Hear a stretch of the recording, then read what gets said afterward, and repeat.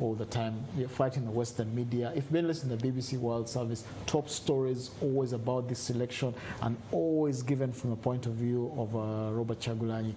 The Western media, the television, it's now basically the NRM government stands accused unless otherwise stated. Okay.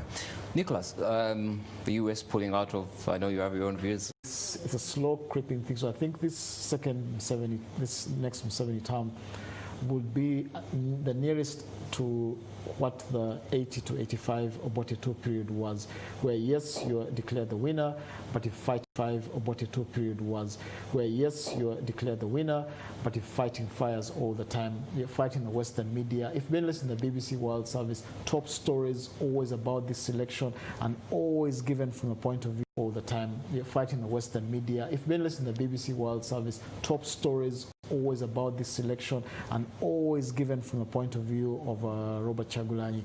The Western media, the television, it's now basically the NRM government stands accused unless otherwise stated. Okay. Nicholas. NRM government stands accused unless otherwise stated. Okay. Nicholas, the US pulling out of, I know you have your own views, of the observers team and Biden's win, what it means for and his foreign policy towards African countries, all what they call their partners, and you know things they talk about, rights, democracy and all that. Just a small one before I even go into that. On those we have about 5 minutes to go. And Biden's win, what it means for and his foreign policy towards African countries, all what they call their partners, and you know things they talk about, rights, democracy and all that. Just a small one before I even go into that. On those observers, we have about 5 minutes to go now.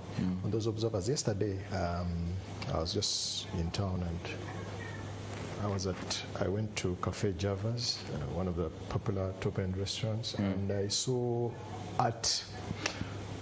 right at the height of that particular moment, the election, I saw observers in jackets and what the four-wheel drive vehicles out there, tearing into stakes, So I was like, okay, fine. They have come to observe the elections and they're here tearing into, some healthy stakes. Maybe they're hungry or what, but they were just having lunch. You would expect that they're in the field getting data and in these sort of elections where you've had delays and so on and so forth. So that tells you what I really think, that yes, it makes news that they have decided not to observe, pull out teams and so on and so forth. But like you've said, and I'm a bit surprised with what Tim is saying, our history with these people, they know the American embassy, the Americans know exactly what they may even know better than all of us here. Actually, like what they said, what they wrote on their website, this is what we do in Uganda, we provide this, we provide this. They know so many of these things. In fact, at times if you want to know issues about Uganda, you go on websites like State Department, and they give you overviews on so much information about this. So they know all these things, what is taking place. They could even know what is right, prompts Justice Byabakama to do what he does. So most of these things that they do are just formalities. The US has interests in Uganda, in Africa, and in Museveni, the person, His being there, what does it mean to them? Okay? Okay. So, irrespective of what they've decided to do for this election, what are their interests? Is the man in power, the man who's going to be sworn in, does he still secure those interests regionally? And you think the observers are doing a good job? Observers have usually have had the same template.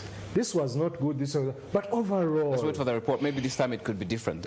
Bill, your parting shots really, about largely, and you spoke about a good figure about, the economic, the after effect of the after economic effects of the shutdown on businesses. The politics can always come and go, but the businesses have been hard. Yes, my parting shot is that it's time that we brought some of these internet service providers, such as telecom companies, to be accountable, Some of us bought internet data, we even paid the over-the-top services tax, which I still don't agree with, and it has expired for a number of citizens. So what are we going to do with that? I think it's high time we sued some of these companies, and they find a way of refunding suffering and paying emotional damages for what has happened in this period. Yes, because when we subscribe for data, we have contracts with them. Those telecom companies actually warn people that will be switching out. It doesn't matter whether you want us or not. We paid for data and it elapsed without using it. So whether there was a warning or not doesn't matter. What matters is that we gave you some money and we did not receive the service for it. And there could be businesses which lost money as a result of not transacting. Yes, so that is an angle as well. Oh, thank you very much, Bill. I think I should join the bandwagon and also go and purchase, because I had nothing really on my end. I had nothing. I was intending to buy data, but I didn't. So, Tim, your parting shots, briefly, as we go. Parting shots is just basically another 5 years of suckers, but like in everything else, we need, if we get serious, which I doubt we can ever get, we need to seriously discuss the future, the viability of this nation state called Uganda, and just the other... The kind of elections that we hold. Nicholas? My own sense is that the longer you have the NRM in power, you're still going to have, it's just like this IT gentleman here will tell you that, if you have, say, an operating system and it's not updated with time, it keeps losing. Yeah, so with time it crashes. So NRM has that problem, that you're not having, fresh input in terms of ideas, and they're just going on and on and on. With time, if people are patient, that's why for me, I don't even encourage people to go throwing stones. You just leave it to itself. With time, under its own weight, like you have seen what has happened in this election.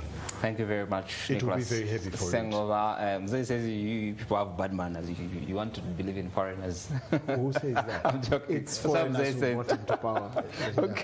Okay, yeah. So thank you very much, And Nicholas. we're worrying about something foreign. Facebook, Timothy Kariejera and Bill Opio, thank you very much for your time on joining us here on NTV as we share insights really into the presidential and parliamentary elections and UG Decides 2021. NTV is the go-to place for all your information regarding elections. But remember, the Electoral Commission will be soon bringing us the final word on the election results and all that. I cannot ask you to go on social media and have a conversation with us. You can only wait until the internet is open. So thank you very much. Enjoy your afternoon. And over to you, Sandra, downstairs for more updates and what is happening at the Tally Center.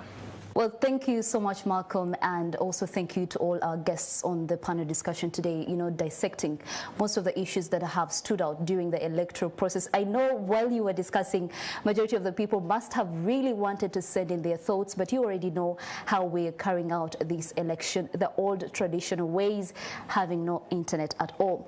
Well, while you were having the discussion, we got news of Bobi Wine addressing the media, and he has already alleged that there is some vote rigging. And earlier, the Electoral Commission chairman said that it is up to Bobi Wine to prove his allegations. For them, they are doing their job.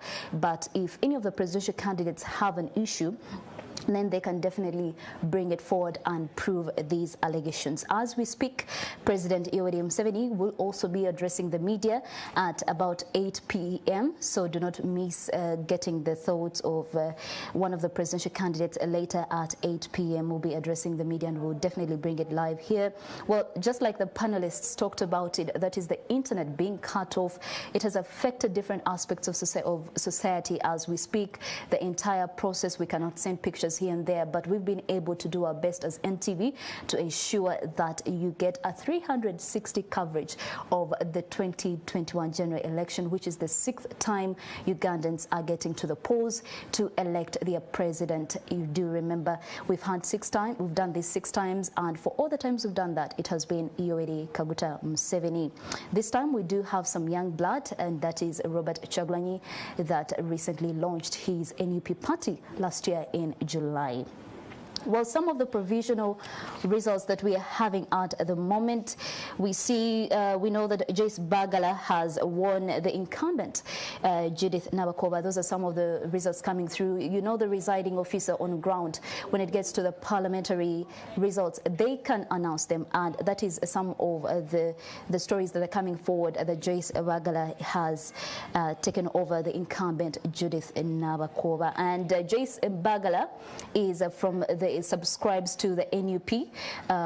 She stood on the NUP party ticket, and she's leading in that area.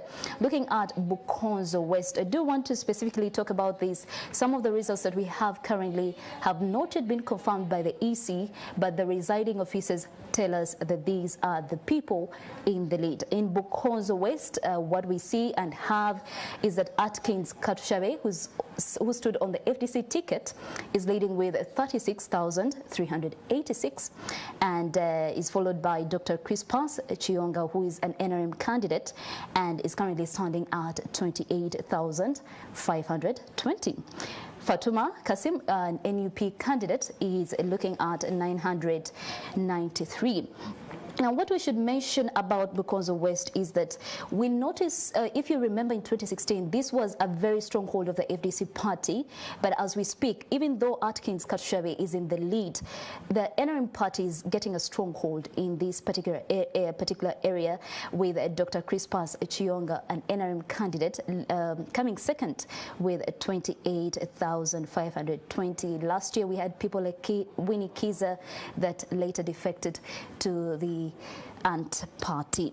In Shema Municipality, just to bring you some of the results coming through, we have Dixon Kateshumbwa, and he's an NRM candidate coming forward with 17,466 votes, and followed by Elioda Tumwesije with 13,738. What we should know about this area as well, this just really reminds us that while the NUP party is performing greatly in central Kampala, in the west it is not doing as well as the NRM party is doing. But what is clear is that as we head on to the next parliament, an NUP is likely to have the bigger number of members of parliament when it gets to the opposition, compared to what was seen in 2016, with the FDC leading in opposition members and also having the lead of the opposition in the 10th parliament.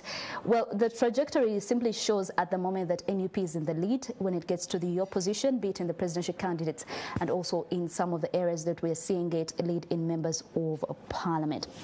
I should also not forget talking about Bududa, very own, if you remember, Point Blank, that is Agnes Nandutu, is currently leading in Bududa with 12,446 votes, and we'll definitely confirm to you as the details come.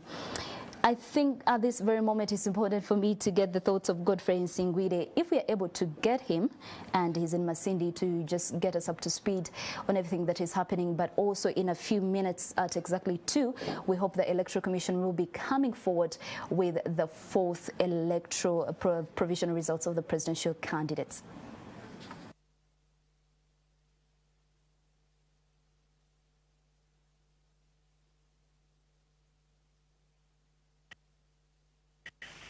What is happening right now, we are at Masindi Education Hall, where we are having, it is the talent center for the district. And if you have to go, what happened for the Masindi Municipality Parliamentary seat, so far the returning officer, the East returning officer, John Bosco Osindi, has declared Joabu Businge, the FDC flag bearer, has the winner for Masindi Municipality. Joabu Businge has got 10,440 votes. And then Kiza Ernest, who is coming from the NRM party and who has been incumbent, and at the same time the Minister for General Affairs, Ernest Kiza, got 10,276 votes, giving him 34.9%. Joabu Businge of FDC got 35.5%. And then other people and other candidates, that is Byamukama. Byamukama got 7,031 votes, representing 23.9%. And then Kant Rogers, who came on the party flag bearer of NUP, got 1,382 votes, giving him a percentage of 4.7%. And then Innocent Tuyai Kayo, who was a DP flag bearer, got 270 276 votes. So at around 11 a.m. this morning, John Bosco Osinde, the returning officer Masindi, declared Joabu Usinge, the FDC flag bearer, as the winner for Masindi Municipality Member of Parliament. Then for the women, we had Asimo Florence, who got 44,680 votes. Kahombo Midrid got 27,950 votes. And then Kasanga Kililian got 10,686 votes. And then John Bosco also declared Florence Asimwe from NRM flag bearer as the winner for Member of Parliament, Women Member of Parliament for Masindi District. And then for Buluri constituency, we had Kugiziwe Aled, who came as an independent. He got 80,848 votes. And then Banage Frederick, FDC from FDC party, got 362 votes. Bintu Jaria was the incumbent, but this time had switched from Masindi district as a woman member of parliament to Buluru constituency. She got 8,316 votes. And then Kavindi Stephen, who has been NRM flag bearer for Buluru constituency, got 7,430 votes. At the end of the day, John Bosco declared Akugiziwe Aled, the independent, as the winner for Buluri constituency. And then right now we are waiting for what will come out from Bujenje constituency, but the provisional results so far we are having, the provisional results, Kasumba Patrick, who is the incumbent, is not doing well, but we shall keep you updated for Bujenje constituency. But for the first time in Masindi, we've never had an MP from opposition or has independent representing the people of Masindi, but right now it has happened. All three flag bearers from Masindi that failed, apart from Asimwe, the woman representing the women in Masindi. It is for the first time to have an FDC candidate representing Masindi municipality people, having an independent representing Bujenje, also an independent representing Bururi. Out of the four flag bearers of NRM flag bearers, it's only one person who is Florence Asimo, who has gone through to the parliament, but the minister, Ernest Kiza, and who has been incumbent for Masindi municipality, Patrick Kasumba, who has been incumbent for Bujenje County, and Jaria Lukumu, who has been representing women in Masindi, they have not made it to 11th parliament. So that is what's happening in Masindi, but we shall keep you updated. Here in Masindi town, everyone is celebrating, especially those ones who have been who are supporting Jowabu Businge, the FDC man. They are celebrating all over town, and the security is well deployed in Masindi. But finally, we shall keep you updated. Thank you so much, Godfrey Asingwide, getting us up to speed on everything that is happening in Masindi. Like we mentioned here at NTV, it is our role to ensure that you get all the details of your presidential and parliamentary candidates and how they're performing in their different districts. Well, now looking at Kitgum, we are hearing news of Atim Anwar, who was contesting on the NRM candidate, losing to Dennis Amere, who is on the FDC ticket. Just we want to pick the thoughts of our reporter Polekap Kalowera in Kitgum to bring us up to speed on the reactions to this result. How is the situation there in Kitgum at the moment? Over to you, Polekap. Thank you so much, Sandra. Kitgum, apparently all jubilation. The residents of Kitgum are very much excited for the transparency that has been exhibited by the returning officer. Last night they were so worried. They actually camped at the tallying center waiting for the results to be declared. But then apparently when you move all over Kitgum town, people are dancing, people are throwing themselves down just because their rightful candidate, Honorable Unakalit, was declared the winner. If I could take you to give you the results, Unakalit got 3,263 votes, followed by Beatrice Anywa, who got 3,052 votes, and then an immediate person, that was Honorable Lenge Jimmy, who got about 3,045 votes.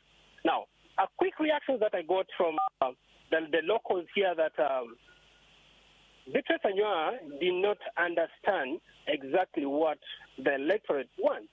And then, of course, that one made her to easily lose to Dennis. And of course, when you looked around, one of the things that angered the electorate was the fact that there was a gap between the electorate and her. And then, of course, when I talked to the electorate,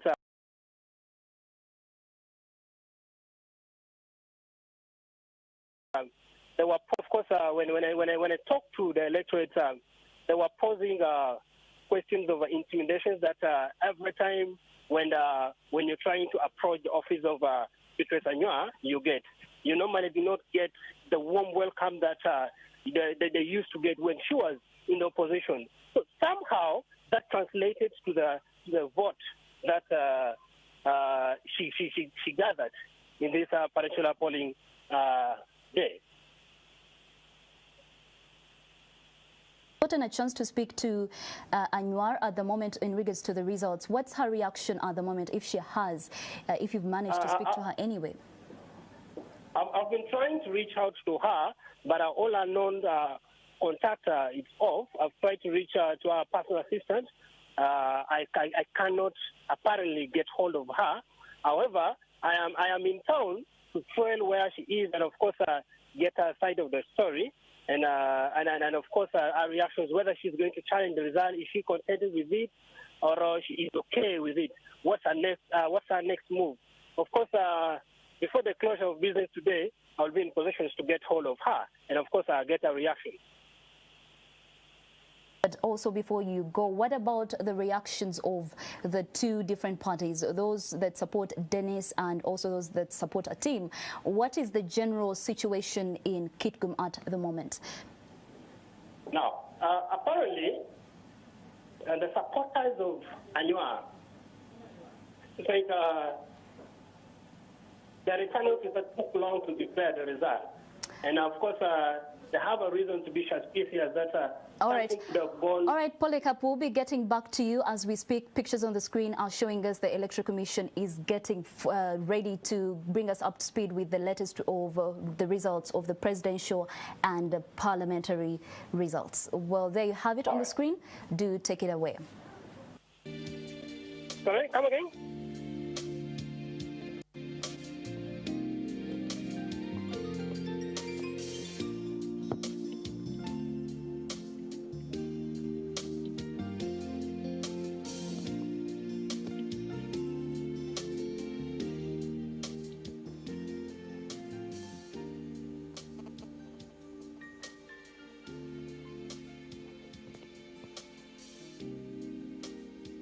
We welcome our guests to this declaration, Tally Center, both national and international.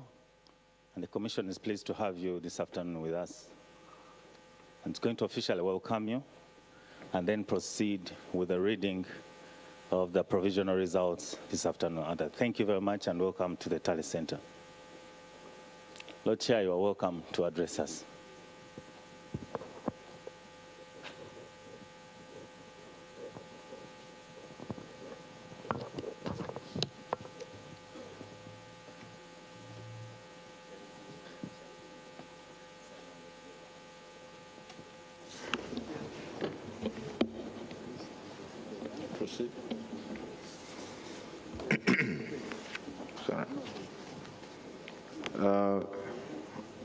Ladies and gentlemen, you are welcome. Once again, it's my pleasure to recognize and welcome the UN Resident Coordinator, together with the UNDP Resident Representative, the Development Director of the British High Commission, the High Commissioner of Tanzania, the United Republic of Tanzania, the Charge d'Affaires of Equatorial Guinea, representatives of the African Union Observer Mission, Presidential candidate, Mr. Mayambala Wile.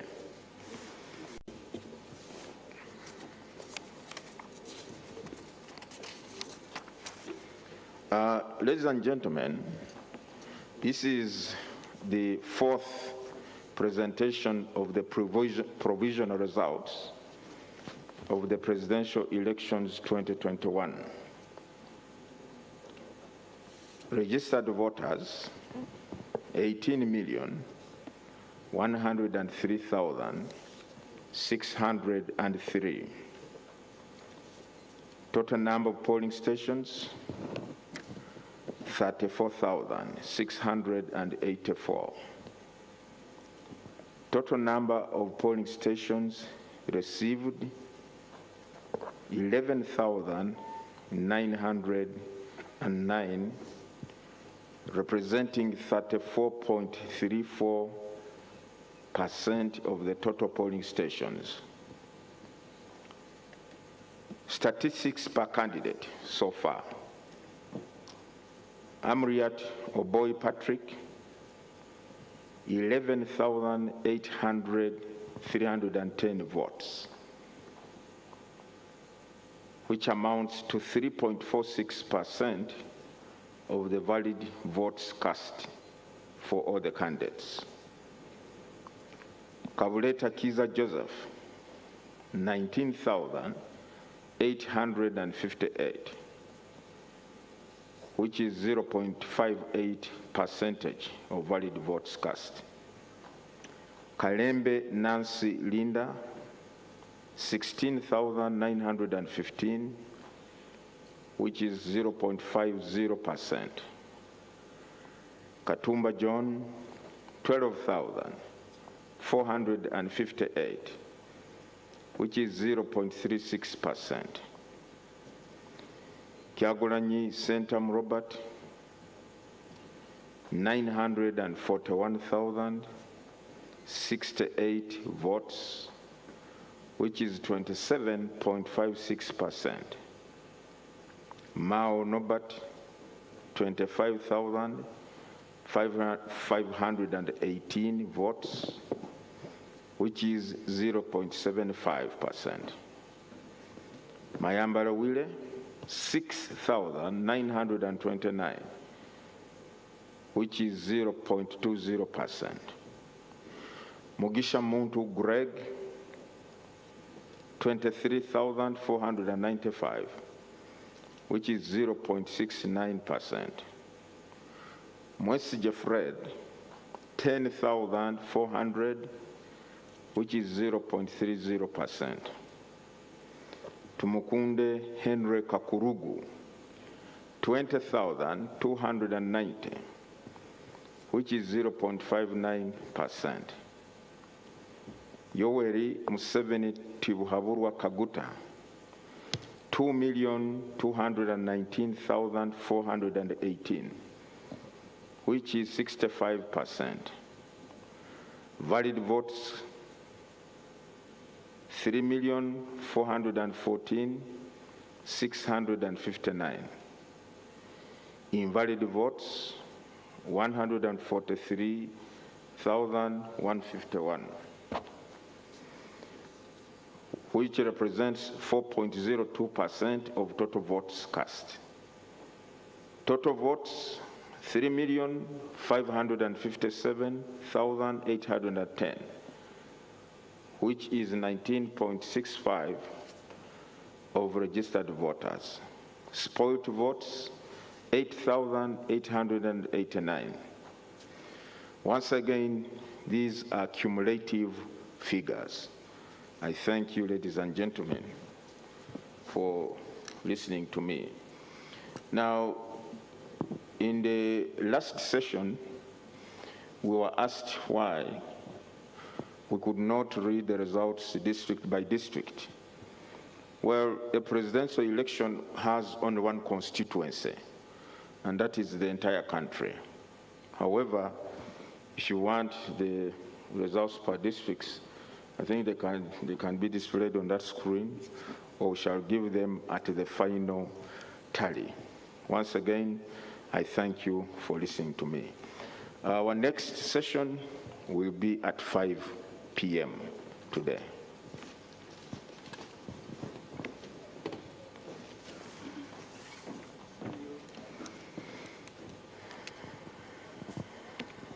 Thank you, Lord Chair, for that brief and update on the performance of candidates and the results of the presidential elections.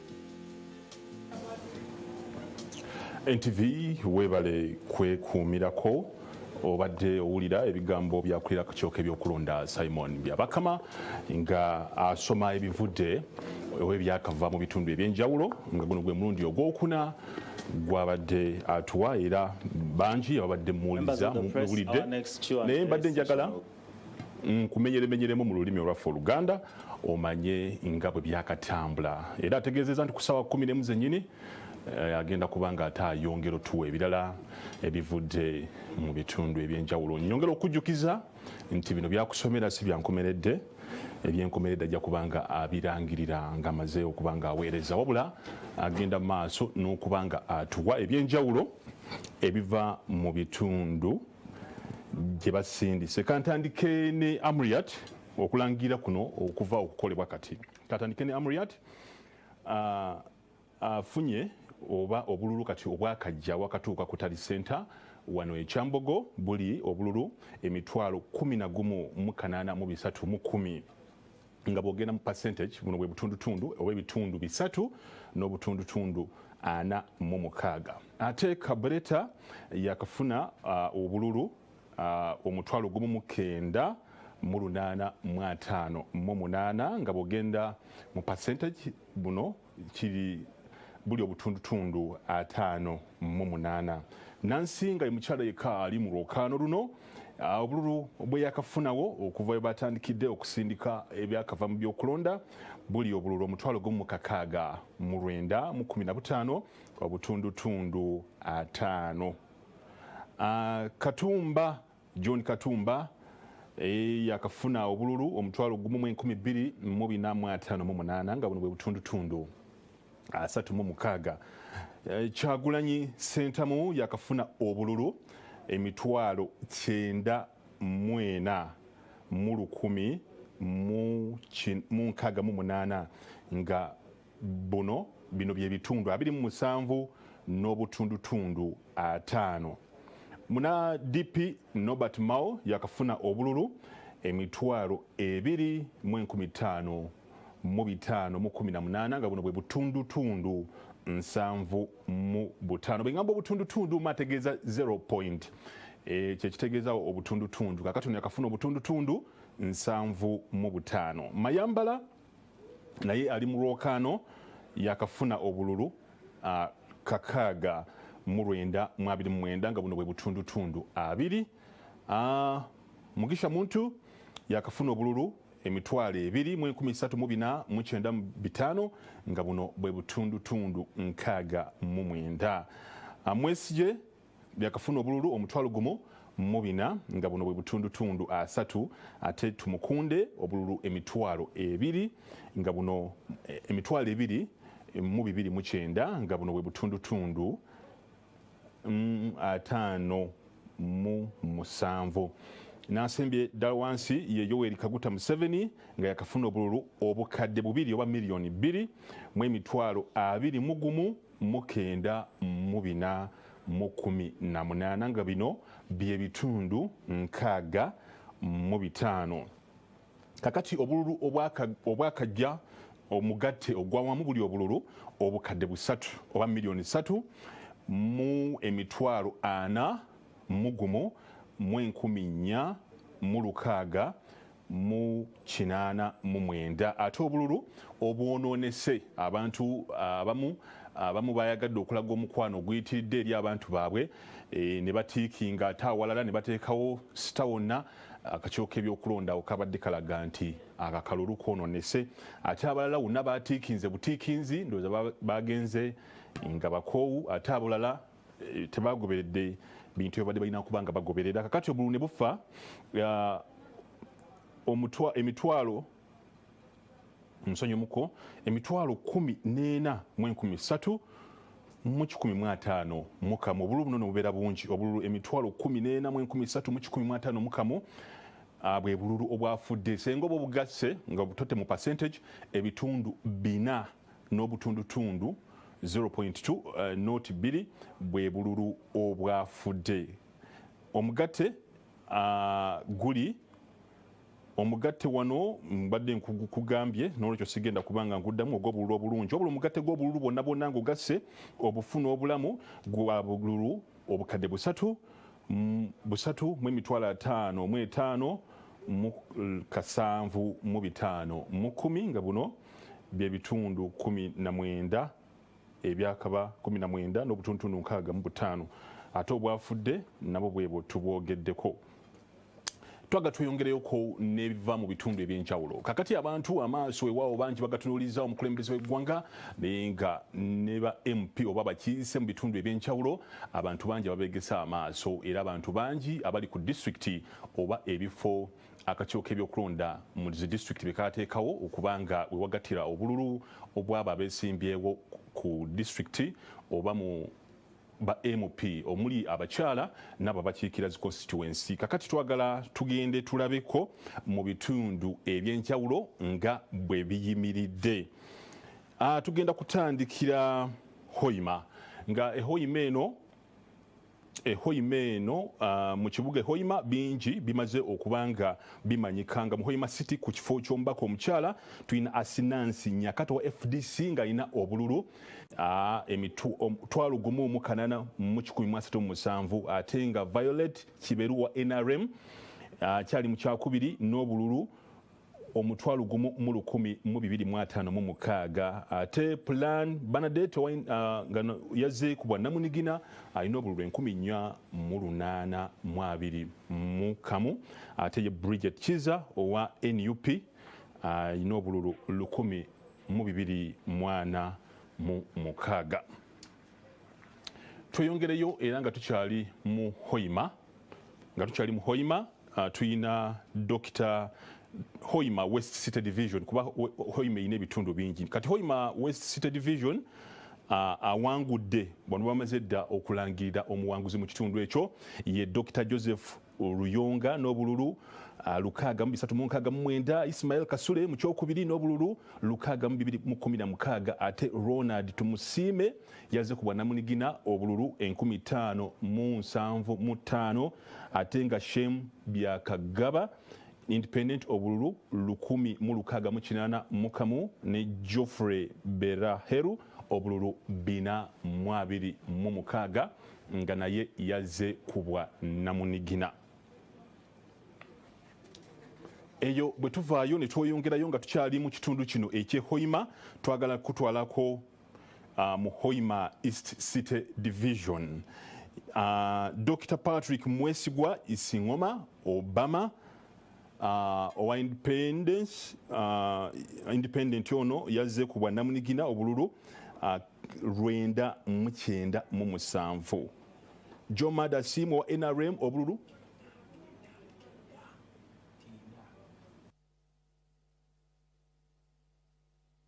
gwa Isingoma Obama obululu 997 musonyu muko Dr. Patrick Mwesigwa Isingoma Obama obululu 997 mbadde muwadde obululu 9 bulubeera butono nnyo obwo Jomad Asimwe wa NRM obululu 13,888 Moses Gudo wa NUP obululu 1,505 ate nga Doreen Mpabaisi obululu 9 Miles Ramiti munnamawulire munnaffe tebinnamutambulira bulungi erudde eyo obululu 149 ng'ono munna FDC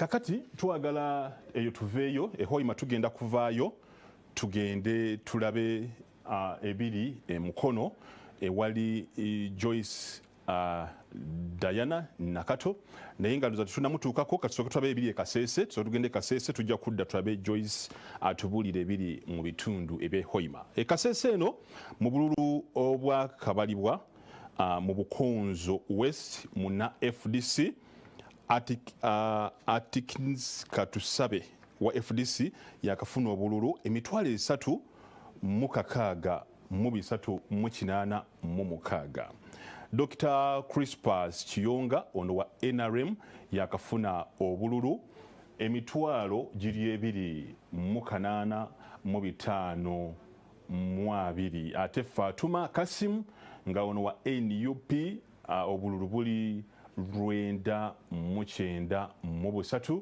bwe yakafuna ebyo nno bye biri mu bitundu ebye Kasese naye nga bino twongera okubulira nti ebisingawo si byankomeredde tujja kubanga tubikuwa byonna nga bwe biri mu bujjuvu eyo nga tuvuddeyo twagala tweyongereyo tulabe mu municipal eya Shema ebitambula yobaddeyo okuvuganya okw'amaanyi wakati w'abantu Dickson Kateshumbwa ne Elioda Tumwesije kakati ebyakavaayo Dickson Kateshumbwa ayina obululu omutwalo gumu mu 746 ngono wa NRM ate Elioda Tumwesije ayina obululu omutwalo gumu mu 13,738 ebyo nno bibiva Shema mu municipality nga bana bakulu ababiri babadde n'okuvuganya kwa maanyi nnyo twagala tukomewoko tugendeko Rubanda mu Rubanda North tubaddeyo ne Thomas Tayebwa nga ono wa NRM era nga yakyali ku ntiko n'obululu omutwalo gumu mu 841 Moses Twimuche ayina obululu ng'ono yazze ku bubwe bwa Namunigina ayina obululu 12,297 ate Nelson Nkwene nga ono muna FDC obululu bwe buli 545 eyo nga tuvuddeyo twagala tweyongereyo tugende twagala tuveeyo eyo tweyongereyo tugende mu municipal ey'Entungamo eno waliyo Yona Musinguzi muna NRM yakyali ku ntiko n'obululu 3,278 Gerard Karuhanga akyali mu kifo kya kubiri n'obululu 2,422 ate Beyendeza Edward ng'ono aliwo ku bwa Namunigina yazzikululwe talina kibiina ayina obululu 463 kakati okweyongerayo ku kifo ky'omubaka omukyala owa Ntungamo twagala nayo tukuwe ebimu ku biri erudde eyo Ntungamo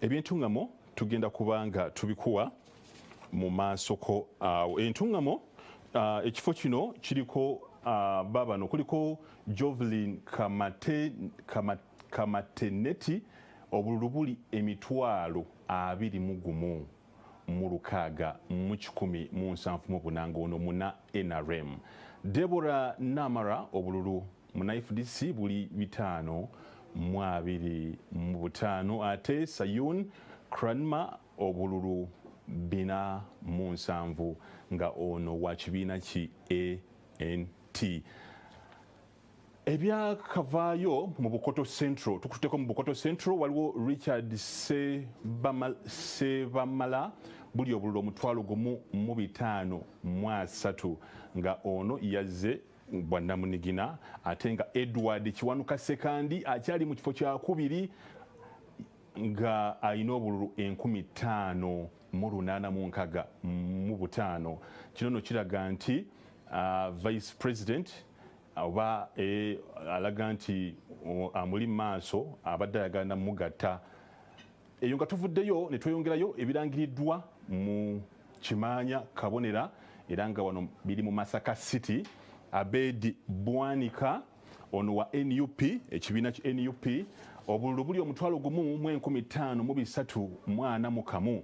Robert Asiimwe owa NRM ali mu bululu 15,864 ng'ono muna NRM. Godfrey Kayemba obululu 1,743 wa FDC, ate Judy Mbabali obululu buli 688.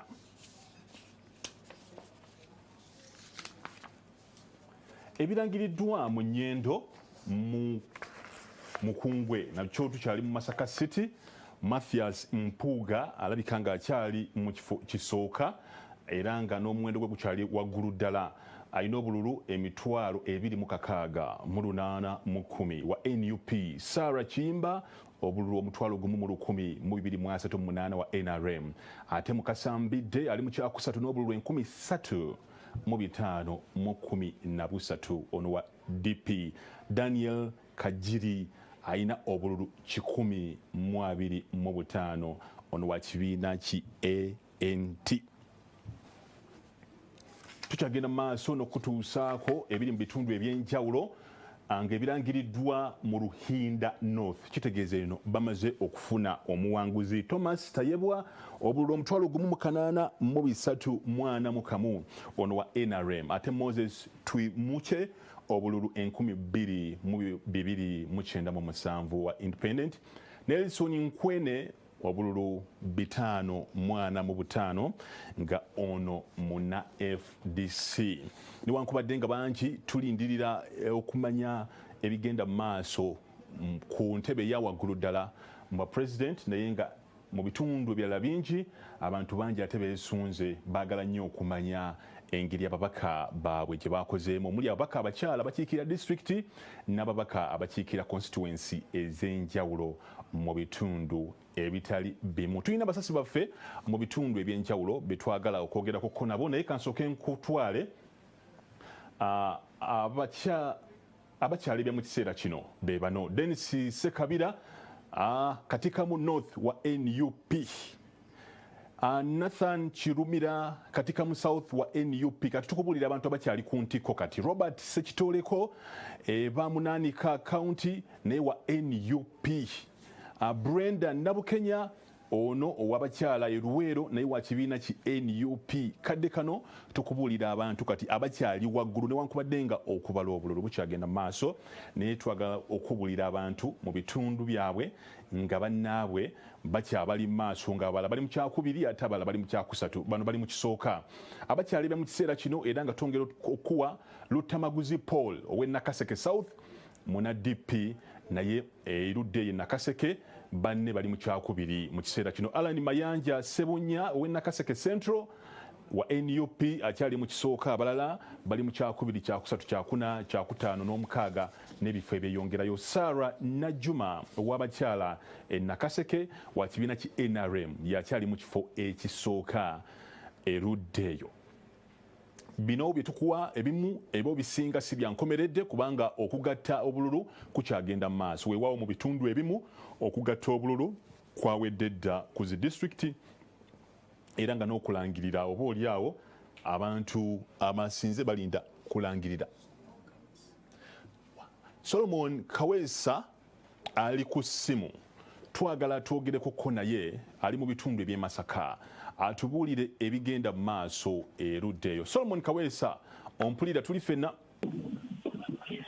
Yes, Patrick Mukasa, tuli ffenna era nga mu kiseera kino tuli wano Kyannamukaaka ku gattiro ly'obululu mu kitundu kino era nga wabaddewo embiranye nnene nnyo nga ku ssaawa eno wenjogerera amagye ne poliisi yebyebunguludde ekifo kino awabalirwa obululu era nga kino kivudde ku kuba nti akalulu ka Bukoto West kabadde kaliko embiranye y'amaanyi, naye nga kyenyinza okubuulira we tutuukidde ng'ebitonotono bye tuyinawo biraga nti Vice President abadde avuganya mu kifo kino ye Edward Kiwanuka Sekandi ng'era yakwatidde NRM bendera abaddewo n'obululu 15,865 nga omunaddipi bwe babadde nnyo ku mbiranye Richard Sebamala alinganga mulebya n'obululu 1,530. Ekifo eky'omubaka omukazi amawulire ge tufuna galaga nti kyekiringanga ekivuddeko embeera okubeera nga bweri ku ssaawa eno era nga kino kibaddeko bannakibiina kino babiri omuli eyakwasibwa tiketi Harriet Nakiyemba n'omulala ataafuna tiketi eno Joanita Namutaawe. Kati wano waliwo munna NRM omulala gwe bayita Joan Nalule era nga ono batugambye nti akalulu kabadde munda eyo kamumeze kubanga bannamawulire tugaaniddwa okuyingira munda mu ggattiro. Amagye ne poliisi batukuumidde wano wabweru batugamba we tuba tukolera emirimu gyaffe nga naawe bw'obiraba, naye tugezaako okusomola ebifa munda eyo nga ge mawulire ge tufuna nti ekifo kino kiriko embiranyi nga NRM ewulira nti mu butuufu kyandibadde kyayo olw'engeri obululu osanga gye bwabaliddwamu. Wabaddewo okuddayo nga abawagizi ba Namutaawe ne ba agenti be banona kye bayita declaration forms okujja munda bakakase ebyogerwa nti na NRM ateekeddwa okuba nga yawangudde ekifo kino. Naye nga we nabadde ntambula okujja eno nafunye agava ekalungu eyo nga akulira ebyokulonda ebuuyi eno omukyala Anne Namatovu akyagaanye okubeera nga ate abuulira abantu ebivudde mu kulonda naye ng'ate okubala obululu kwabadde kwawedde dda naye nga ebukomansimbi wo mu disitulikiti ku kifo ky'omubaka omukyala Veronica Nanyondo wa NUP yabadde amaze okumegga munne owa NRM Florence Nakiwala Kiyingi n'obululu 2,845 ate nga ye Florence Nakiwala Kiyingi afunye obululu 1,635. Embeera endala kwegamba akanyiga akalala oba twandigambye embiranye endala era ekyalemesezza obululu obumu mu kalungu muno okulangirirwa eri wakati wa Katabaazi Francis owa NUP ne minisita abamulanze ekisse Mpijja era nga bano kwegamba tuyinza okugamba buli omu alowooza nti essaawa yonna yalina okulangirirwa naye ng'ate abawagizi ku njuyi zombi buli omu agamba kano twakawuuse dda era kawedde. Nabadde nakutegeezezaako dda nti ekalungu ku kifo ky'omubaka omukyala ate era Aisha Sekindi owa NRM yabadde ali ku 2,259 so nga ye Fiona Mirembe owa NUP yabadde ku bululu 2,417. Ebirala bikyajja mpola mpola naye nga kyolina okumanya mu Greater Masaka ebitundu ebisinga bo babadde bamaze okuba nga balangirira baani abawangudde mu bifo ebyo era byonna tujja kuba tubigatta omulundi gumu omulabi waffe omulungi asobole okubeera nga abifuna naye nga wano weekya Namukaaka we tuli tukyalinda okwetegereza embeera bw'enaabeera naye nga ne bannamawulire okuyingira lubadde lutalo naye era bwe tuyingidde tebannabeera kutukkiriza kutuuka wali eri ku lujjuliro wennyini tusobole okutunula twetegereze okumanya ki ekigenda mu maaso naye abantu wabweru bangi nnyo era ng'abasinga ntegeezeddwa nti bawagizi ba Namutaawe.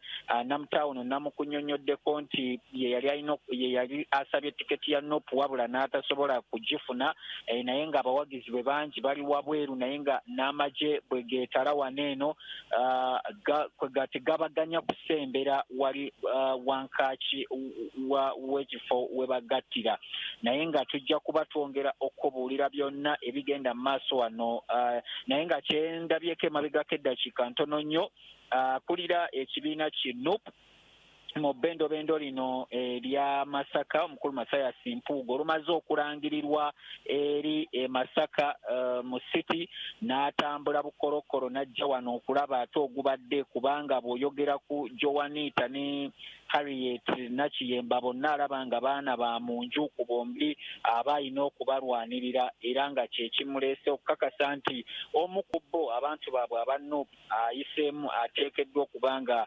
obuwanguzi bwe munnange ab'akakiiko babukkiriza naye nga byo gye tubadde ebyavuddeyo ndooza mwabifunyeko dda mu Masaka City nti Bwanika Abedi yakakasiddwa dda okubeera nga yagenda okukiikirira ab'ekimanya so nga ate ye mukulu Mathias Mpuuga mu Nyendo Kaboneraawo yamaze dda okubeera nga akakasibwa. Enduulu ziri wabweru wano eno nga zonna za mukyalo ono Namutaawe ali mu kuyitako wano mu bawagizi be okubazzaamu amaanyi nti munda eyo bannange ensolo ku kizigo kweri naye nga byonna ebiri eno Patrick okuggyako ng'olina ky'oyagala okumanya okusukkakaawo embeera bwetyo bwekyali. Webale Solomon Kaweesa kyenjagala okumanya tujja kuba tukifuna mu maaso awo ogira ogenda mu maaso n'okukuŋŋaanya ebisingakaawo tweyanziza.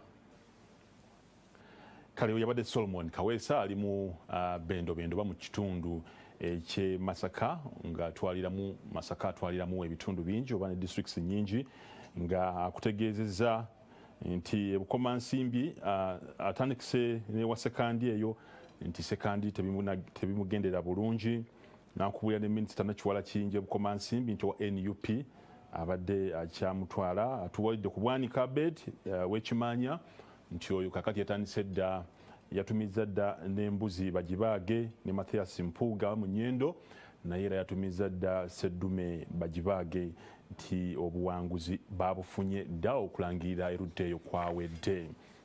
Twagala tukutwala Luweero eyo tulinayo Kamoga tubuulire bigenda mu maaso Luweero weewaawo bingi ebibadde bisuubira okuva erudda eyo ebitanatambula bulungi. Kamoga tuli fena ku simu? Okay.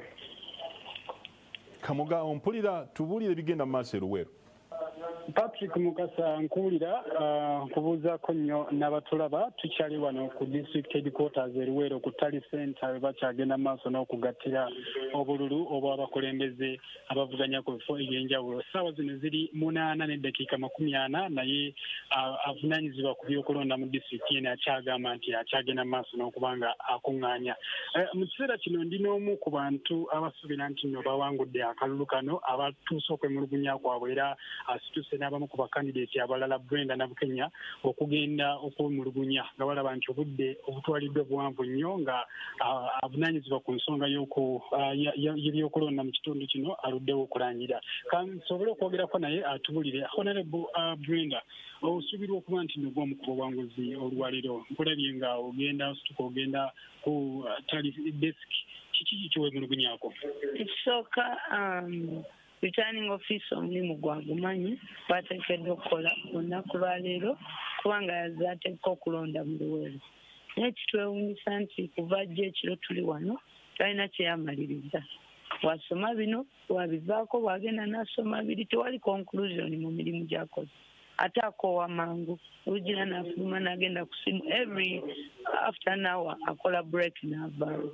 N'olwekyo kitandise tweraliikiriza nti ayinza okuba akozesa akakodyo tutuusa mu budde bwa kiro aleme kulangirira bintu nga bwe biri. N'olwekyo mbadde ngenza omutegeeza nti ffe tukooye okulinda kubanga tulaba waliwo ndowooza enkola eyagala otulemesa ate okutulangirira nga bawangudde kubanga ekituufu bonna abanne ffe twawangudde mu Luweero. Kiki ekibakakasa nti mwe mwawangudde? Buli mu candidate bateekawo omukumi ku polling station bamuwa declaration form eraga biki ebivudde mu kulonda awo kweyo polling station oba we balondera. N'olwekyo tuzonna tuziina buli candidate ali wano alina ezize. Ze nina ezange, Ssekabira alina ezize, Hassan alina ezize ne Sitoleka alina ezize. Twabiyiseemu dda nga tulaba ffe baki tulinda bulinzi kubanga ekisembayo kikye. N'olwekyo tumanyi ki ekyavudde mu kulonda naye tulinda atulangirire ate takikola. Nga towulira abantu abalala bonna bakoze eki n'abantu baffe batandise otukubira amasimu ki ekigenda mu maaso. N'olwekyo tubadde tumubuuza bino n'obimala ddi.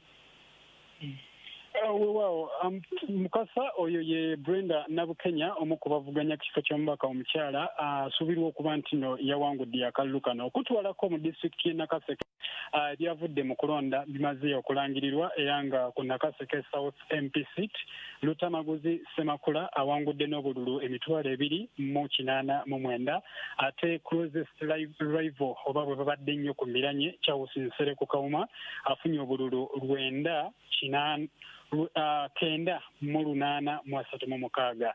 Omulala Mukibi Stephen owa FDC yafunye obululu 208. Ku kifo ky'ababaka abakyala ekya Nakaseke Sarah Najuma wa NRM yakiwangudde n'obululu emitwalo 3,298 ate Nakawoya Esther munnakibiina kya DP abadde wakubiri n'obululu omutwalo 1,182. Nakalima Violet wa NUP akutte kyakusatu n'obululu omutwalo 1,585 ate Allen Amirembe abadde wakuna yatrailinze n'obululu 1,196. Munakaseke Central Saida Namirembe Bumba abadde mu kifo kino okuviira ddala mu mwaka gwa 1996 emyaka 25 ng'ali mu Parliament. Finally awanguddwa mu Kalulu ono nga awanguddwa Alan Mayanja Sebunya ow'ekibiina ekya NUP afunye obululu 998 ate Saida Bumba n'afuna obululu 742. Jakana Suleiman Nadduli ono nga ye mutabani wa Alhaji Abdul Nadduli abadde minisita wa mu gavumenti eno era nga kati mu kiseera kino presidential advisor ono naye afunye obululu 700. Ate Senfuma Christopher y'omu ku badde bavuganya afunye obululu 506 ne Serwanga Dennis Setumba abadde ow'ekibiina kya NUP ANT afunye obululu 39. Enakaseke bwe kityo bwe kitambudde aba NRM bafunyeyo candidate omu bw'ogattako n'owa Nakaseke North yayitamu obulambalamba nga atavuganyiziddwa be babaka babiri abasobodde okuyitamu mu disitulikiti y'e Nakaseke nga bakibiina kya NRM. Wano mu Luweero tukyalindirira ebiva mu kulonda naye nga indicators ziraga nti no tekuli wa NRM agenda kuwangula kifo kyonna ekyabaka ba Parliament. Mu disitulikiti y'e Nakasongolo okutwalako katono Mukasa bantegeezezza nti no atwala ebyokulonda mu kitundu ekyo atutte essaawa nga 2 ng'avuddewo n'abantu be bakola nabo abakiiko k'ebyokulonda ne bagenda nti babadde bagenze kufuna lunch mbu kibatwalidde essaawa 2 era nabo bakyalindiridde nga naffe wano Luweero bwe tukyalindiridde okumanya biki ebyenkomeredde ebigenda okulangirirwa okuva mu kitundu ekyo. Patrick Mukasa njagala okukomawo gy'oli mpozi bwe tunaaba tufunye ebirala tujja kuba nga twongera okwetegeeza abantu baffe mu maaso awo. Kaboga. Esebo. Minisita Muyingo akoze atya luddeeyo si gy'otwaleeyo bali simuliddeeko. Okusinziira ku biva mu ebyakavaayo oba tuziyita provisional results ezo ziragira ddala nti minisita John Kizosto Muyingo minisita omubeezi w'ebyenjigiriza ku mitendera egya waggulu alabika nga awanguddwa akalulu kano. Hassan Kirumira Lukalidde ow'ekibiina ekya Robert Sekitoleko ow'ekibiina kya NUP alabika nga yawangudde akalulu era mulabyeko wano ku Tally Center akomyewo nga yenna anekaanekanye nga agamba nti alindiridde kulangirirwa oluvannyuma atandikeyo okujaganya obuwanguzi bwe. So nga bwe nkubulidde emabega wali nti aba NRM bonna mu disitulikiti y'e Luweero tetusuubira singa ebivaayo bisigala biyimiridde nga bwe biri tetusuubira nti ne wagenda kubaayo omubaka n'omu ali ku kaadi y'ekibiina kya NRM agenda okuba nga awangula akalulu ak'obubaka bwa Parliament wano mu disitulikiti y'e Luweero. Mpozi n'okutwalako ku kifo eky'omukulembeze w'eggwanga mu disitulikiti y'e Luweero still ebyakavaayo ebitonotono bikyalaga nti no Robert Kyagulanyi Ssentamu akyalina enkizo y'amaanyi ddala kubanga kyeyolekera ddala n'embaka ba Parliament abakyalidinga kikulaga nti neeri waggulu Robert Kyagulanyi Ssentamu akyalina enkizo y'amaanyi. President Museveni ku mulundi guno disitulikiti y'e Luweero nga bweyitibwa nti ye mmeka y'ekibiina kino kya NRM kiyinza okumubeerera ekizibu okugiwangula singa ebiva mu bifo ebyenjawulo ebironderwamu bisigala nga bwe biri nga bwe tubifuna essaawa eno naye bino just provisional tukyalindiridde ebyenkomeredde obaolyawo byenkugamba biyinza okukyukamu obaolyawo naye nga tulindirira ebyenkomeredde okuva ewa Mwami Nathan Nabaasa atwala ebyokulonda mu disitulikiti eno eya Luweero. Webali nnyo webalire ddala tujja kuddira maaso awo ate oyongera otubuulira ebirala ebiri mu kitundu ekyo. Oyabadde Kamoga nga atuyitiramu ku bigenda mu maaso mu disitulikiti esatu okuli ey'e Nakaseke, ey'e Luweero n'ey'e Nakasongola naye yo nga tuvuddeyo twagala tetuddeko wano mu Kampala tukulage ebigenda mu maaso. Bino bye byakabalibwa mu kiseera kino wano mu Kampala naye nga si bye byenkomeredde nnyongera okujjukiza. Mohammed Nsereko mu Kampala Central yakyali ku ntiko wano nga teyajjira ku kibiina kyonna. Ronald Balimwezo ow'Ennakawa East owa NUP yakyali ku ntiko. Joel Ssenyonyi mu Nakawa West wa NUP naye yakyali ku ntiko. Bashir Kazibwe Kawempe South wa NUP naye alabika nga obuwanguzi wa kubufuna eruddeeyo mu Kampala bye bino naye tugenda kulindira ebyenkomeredde. Nyongera okulaga abantu abakyali mu kisooka nga abalala be bavuganya nabo bali mu kyakubiri kyakusatu kyakuna mu lwokaano luno wadde si byankomeredde. Muhammad Segirinya aw'e Kawempe North wa NUP alabika nga ekifo akyakutte ekisooka. Alozius Mukasa wa NUP mu Lubaga South naye ekifo akyali mu kisooka.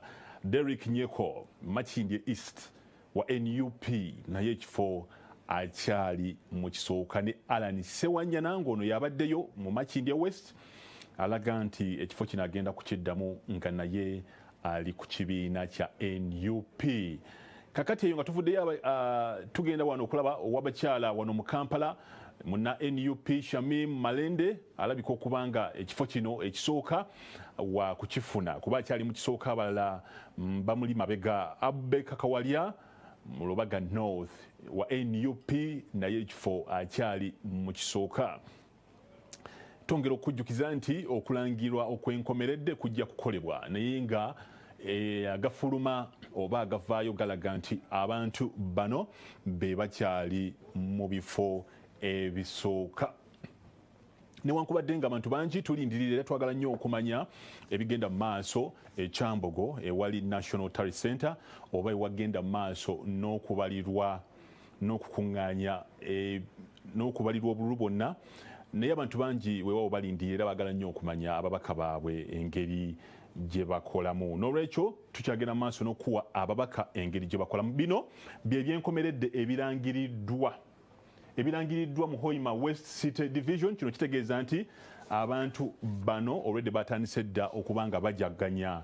Dr. Joseph Ruyonga wa NRM yafunye obululu 669. Ismail Kasule n'afuna obululu 612 ng'ono abadde wa ANT. Ronald Tumusiime n'afuna obululu 5,075 ono abadde ku Independent. Shem Byakagaba obululu 1,681 wa Independent. Ate Geoffrey Beraheru obululu 426 ng'ono wa Independent. Kino kitegeeza nti Dr. Joseph Ruyonga wa NRM eruddeeyo yasinze badde mu Hoima West City Division. Ketugendeko mu Hoima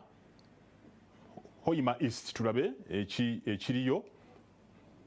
Eno tukyali mu Hoima West City Division twagala tukulage Hoima East ebibaddeyo kino Hoima East City Division. Dr. Mwesigwa Isingoma bonna bawangudde badokita. Obululu 997 ono abadde yesimbyewo ku lulwe. Jonad Asimwe obululu 3,888 ono wa NRM. Ate Moses Aguda obululu 10,505 ono abadde wa NUP era akyali wa NUP. Doreen Mpabaisi obululu 9 wa Independent. Ate Miles Ramiti munnamawulire munnaffe obululu 149 wa FDC. Twagala tukutwaleko mu Bukoto Central aye nayo tukulage ebyakavaayo. Bino byakavaayo eruddeeyo biraga nti Richard Sebamala ayina obululu 1,553 nga ono Independent. Ate Edward Kiwanuka Sekandi Vice President oba omumyuka w'omukulembeze w'eggwanga obululu 5,865 nga wa NRM. nga tuvudde Bukoto twagala kutwaleko Shema tukulage ebiriyo. Shema Municipality Dickson Kateshumbwa abadde alina okuvuganya kw'amaanyi ne Elioda Tumwesige era nga bigenza okugwanga ono wa NRM weewaawo bonna ba NRM naye nga ono yafuna ticket obululu bubadde omutwalo gumu mu 746 obwo bwe bululu obwa Dickson Kateshumbwa ate Elioda Tumwesige obululu afunye omutwalo gumu mu 1338 nga ono teyafuna kadi ya kibiina najja nga independent. Bukozo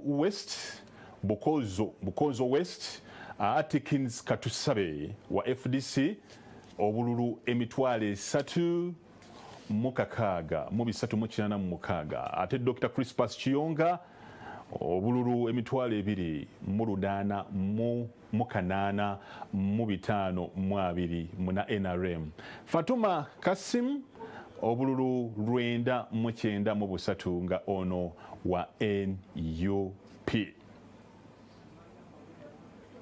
Eno bwe tuvaayo twaga tugende tulabe ebiri ekimanya kabonera eyo Abedi Bwanika batugambye nti yatandise dda okubanga ajaguza nti kuba obululu afunye omutwalo gumu 15,341 ono ye yafuna ticket eya NUP. Robert Asimwe obululu 15,864 muna NRM. Ate Godfrey Kayemba obululu 1,743 ngono muna FDC. Ate Judy Mbabali obululu 688 wa DP. Twaga tugendeko mu Nyendo tukyali mu bitundu eby'e Masaka. Nyendo Mukungwe mu Masaka City. Mathias Mpuga bategezeza nti ow'embuzi yamugambye agireete n'omukinjaji n'amuyita bagisale kuba obululu yafunye emitwalo 2,600 mu 810 wa NUP. Sarah Chimba obululu omutwalo gumu mu 1,238 nga ono wa NRM. Ate Mukasambidde n'akwata kyakusatu obululu 3,513 nga munakibiina ki DP. Daniel Kajiri yajjidde ku kibiina ki ANT obululu n'afuna 125. Twaga tugendeko mu Ruhinda North tulabe ebiveeyo.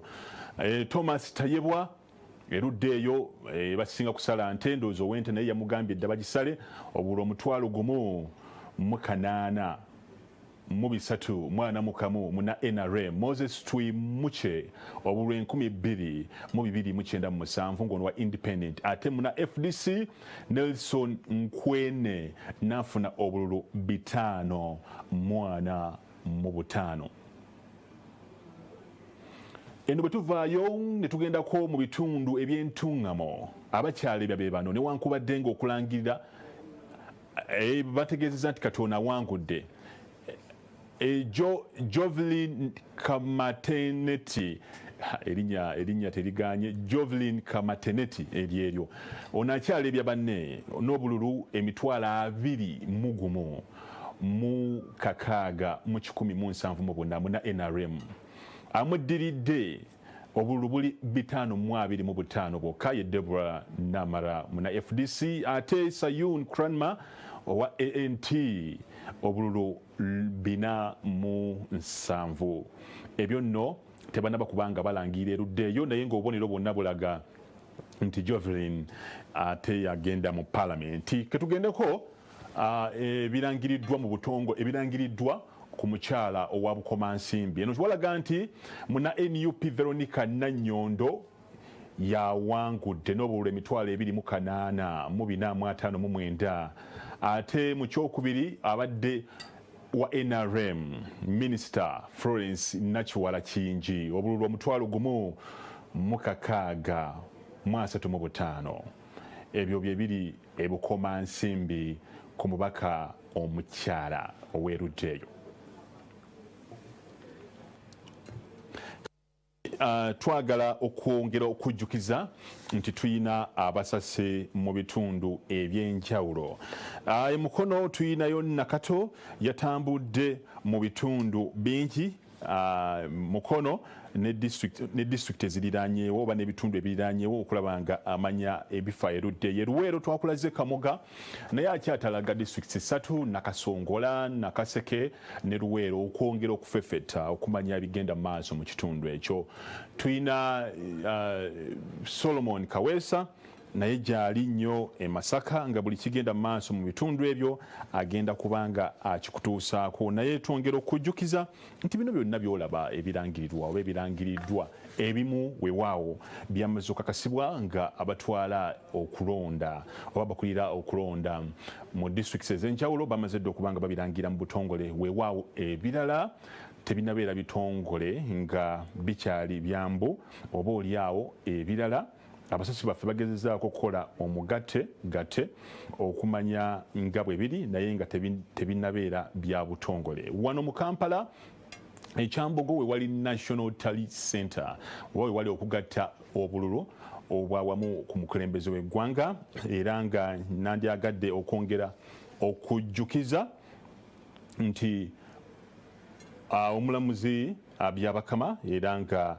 yakulira EC amaze okutuweereza ebivudde mu kulonda ku mulundi ogwokuna era nga yategeezezza nti ku ssaawa 11 agenda kuba nga atusindikira ebirala eby'omulundi ogwokutaano nga bino Amriat mbadde njagala kubuulira ebyatubuuliddwa ebyatuweereddwa mu mulundi ogwokuna naye njagala nsooke nkutwala Mukono ewali Nakato Joyce atubuulire ebigenda mu maaso Mukono. Nakato mpulira tuli ffenna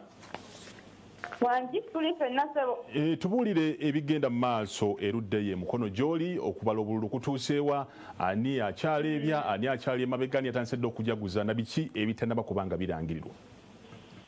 Kakati wano tetunaba kufuna kulangirira kuli okwenkomeredde kwani asinze oba kwani mu kifo kyonna kyonna ani asinze banne bavuganya nabo naye nga ebiriwo mu kiseera kino biraga nti Betty Nambooze ng'ono akwatidde National Unity Platform bendera wano mu munisipaali y'e Mukono yandibanga yakyasinze banne wano mu munisipaali y'e Mukono nga okuzzako kemabega katono twatandise okubala wano ku kitebe ekikulu ekyakakiiko k'ebyokulonda mu disitulikiti y'e Mukono saa 8 ogw'ekiro era nga twatandikidde mu Mukono North wabula nga tubala obululu bw'omukiise agenda okukiikirira bannamukono ku kifo kino nga tubala obululu obwakubiddwa ku kifo ky'omubaka omukyala anaakiikirira disitulikiti eno yonna yonna mu paalamenti saako ne ku kifo ky'omukulembeze w'eggwanga kati Mukono North yawedde ku ssaawa nga 5 saa 6 ne tukwata Mukono municipality muno mwe muli okuvuganya okubaddewo wakati wa Betty Nambooze owa National Unity Platform, Fred Kajimu owa DP, Dansan Mbogo owa FDC, Abbas Kasozi wa NRM n'abalala naye embiranye ebadde enakubeera wakati wa Betty Nambooze ono ne Fred Kajimu owa DP wabula ebivuddeyo mu polling stations nga 9 esomeddwa biraze nti Nambooze ate ono munne amulese era ali mu maaso era nga kati kirabika nga embiranye ebadde erina okubeerawo erabika ekendedde nga Katombaka Nambooze yakyaleebye banne wano mu munisipaali y'e Mukono. Kakati era tulina n'okuvuganya era okuliwo kubaka ku bakyala bano abavuganya abaagala ekifo ky'omukyala agenda okukwatira disitulikiti eno aba agenda okukiikirira disitulikiti eno mu paalamenti ng'okuvuganya okw'amaanyi kubaddewo wakati wa NRM ne NUP. Kakati abali ku kifo kino kuliko owa Nuupu ye Nabukeera Hanifa era ng'ono avuganya ne Nakavubu Margaret bano bapya tebabadde mu paalamenti bapya bazzeeyo okwesimbawo bavuddeyo beesimbawo ku kifo kino naye ng'ebyakavaayo era nga bwenkutegeeza biraga nti Nabukeera Hanifa ono owa National Unity Platform akyali mu maaso kale tukyali wano embeera bwetyo bweyimiridde twali kyakyuseemu tulindiridde tumale Mukono no municipality ate tulyoke tugende mu kubala obululu bwa constituency endala okuli Nakifuma oba Mukono North wabula twabadde tulondoola n'ebigenda mu maaso mu disitulikiti endala okuli Kayunga ne Buyikwe bwensembeddeyo okwogerako ne bamu ku bannaffe abali eruuyi eyo naddala wano ku disitulikiti ey'e Buyikwe bategeezezza nti ebyokubala obululu badde bitambudde bulungi era nga bagenze okukeera ku makya nga balindiridde kimu abakulira ebyokulonda mu disitulikiti eyo balangirire ani asinze ku kyo okuli ekya Buyikwe Woman MP omukyala agenda okukiikirira disitulikiti eno ey'e Buyikwe, okuli Njeru Municipality, Lugazi Municipality ne Buyikwe South. Wabula bantegeezezza nti waliwo embiranyi ebaluseewo wakati wa Diana Mutasingwa wa NRM ne Rest Nankiza wa FDC. Bano bombi bazze ku Tally Center nga balina declaration form eziraga nti baawangudde dda. Kyokka bombi bategeeza nti batuuse wano bw'ate akakiiko olwatuuse kweri ku ssebe ky'akakiiko k'ebyokulonda e Buyikwe. Ate ne kirabika nti ebibadde ebisomebwa ate byawukana ku balina ku mpapula zaabwe nga kati nnoolwo ne bagamba mbo tebagenda kukkiriza ebyo ebisomeddwa akakiiko k'ebyokulonda eruuyi erwo. Era kati wakyaliwo okulaba nga batereeza ebiri ku mpapula n'ebyakakiiko k'ebyokulonda bye kalina mu disitulikiti y'e Buyikwe. Wabula yankutwalako mu munisipaali endala okuli Njeru Municipality zimirwanga owa National Unity Platform tegeddeko nti ye abadde yakulembedde banne era nga ne gwavuganya ennyo naye Badru Kabuye yagambye nti kirabika ono yansinze kansikirize. Kati batugambye nti oyo alinze obuwanguzi bwe bukakasibwe ab'akakiiko k'ebyokulonda eruuyi erwo. Bwe tugendako mu Lugazi Municipality waliwo Sebulamu Moses naye wa National Unity Platform ng'abadde avuganya ne Richard Senkaaba wa NRM. Naye bategeeza nti Senkaaba akkiriza ebivudde mu kulonda nti oba oli awo munne Serubalamu Moses wa National Unity Platform amusinze kubanga era ebadde biva mu polling stations yabadde bawala byonna nga biraga nti Moses ono wa National Unity Platform yandibanga yaleebye banne nabo mu kuvuganya kuno era ng'ono naye alindiridde okukakasibwa obuwanguzi bwe akakiiko k'ebyokulonda eruuyi eyo. Kyekimu ne mu Buyikwe South ng'eno Dr. Lulime Bayika owa DP naye kikakasiddwa nti ebivuddeyo mu kubala obulumu obwakubiddwa mu disitulikiti eyo ey'e Buyikwe kiraze nti naye yaleebye banne naye ng'era naye alinze akakiiko k'ebyokulonda sayidi zeeyo kamutegeeze oba ddala yawangudde oba si yawangudde.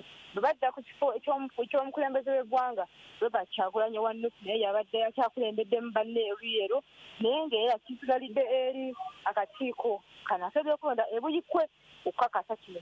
Kakati bwe tugendako mu disitulikiti eno ey'e Kayunga eyo naye wakyaliyo olusawo lw'amaanyi naddala wakati w'omubaka omukyala ow'e Kayunga Aida Nansaba ne munna NUP Nakweda Harriet Kafeero bano bakyabala obululu naye nga ebivayo biraga nti bano kizibu nnyo okwawula ani akulembedde munne ani ali mu maaso ga munne era nga kati bakyalina kusooka okulinda akakiiko k'ebyokulonda kamale okubala ebyavudde mu kifo awalondeddwa ate awo baleke bakakase omuwanguzi. Bwe tugendako mu Ntenjeru South ewali Nsanja Patrick ono yeesimbye okuba Namunigina abadde avuganya nnyo ne Mukibi Badru owa National Unity Platform. Ebivuddeyo biraga nti Nsanja Patrick yakulembedde mu munisipaali oba mu constituency eno eya Ntenjeru South era nga ne Badru abadde yakkiriziganyizza dda nti ddala kituufu kirabika munne ono azze okuba Namunigina amuwangudde. Kyokka munnaffe eruuyi eyo e Kayunga ategeeza nti ate Badru akwatiddwa ab'ebyokwerinda nga bamutaasa okuva eri abawagizi ba National Unity Platform abadde balowooza nti ate abadde yeekobaanye n'aba NRM abeeko engeri gy'akyusa ebibalibwa ebidda ku ludda luno olwa Nsanja Patrick. Tubadde bamutabukidde ebyokwerinda ne bajja ne bamuggyayo bamutaase oba oli awo aleme kutuusibwako bulabe bonna. Bwe tugenda mu Bale County eno constituency ndala eri mu disitulikiti y'e Kayunga eno waliyo Sebandeke Charles wa National Unity Platform ne Swalik Matovu wa NRM. Naye era ebivaayo biraga nti obululu bwonna obwakabalibwa ddala Sebandeke Charles ono ayinza okuba nga yakulembedde banne era nga naye alindiridde kulangirirwa nti oba oli awo yatutte ekifo kino ekya Bale County naye alina kusooka kulindirira abakulu bakakiiko k'ebyokulonda mu disitulikiti eno y'e Kayunga bamukakaze nti ddala obuwanguzi bubwe. Kakati tetugenda mu Ntenjeru North ewali Amos Lugoloobi wa NRM Sali Kafeero ono yayimiridde okuba Namunigina wamu ne Omar Michael.